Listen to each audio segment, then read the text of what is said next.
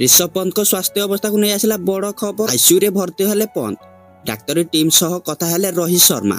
Team India wicket keeper और batsman Rishabh Pant चिकित्सा medical रे चली। शुक्रवार एक भयंकर दुर्घटना पर तांकर चिकित्सा जारी रही।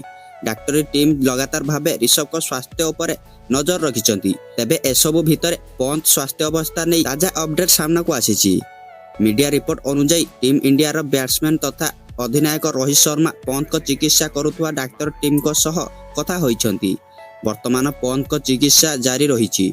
से एबे सुस्थ थिबा कथा रोहित को डाक्तर टीम देइछंती। सही परि परिवार लोकंक मध्य पंत को स्वास्थ्य अवस्था नै अपडेट करिछि मेडिकल टीम। से एबे आईसीयू रे अछंती। अन्य मेडिकल को स्थानांतर नै कौनसी निष्पत्ति निया जाय नाही बोली मेडिकल टीम कहिछि।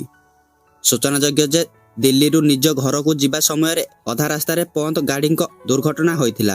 एहा परे पंत 2 जण लोके उद्धार करी मेडिकल ले भर्ती करथिले। सेठारे तांको चिकित्सा जारी रहिछि। प्रथमे पंत कर प्लास्टिक सर्जरी होइथिला। एहा परे शनिवार दिन तांकर आंठू एमआरआई होइछि।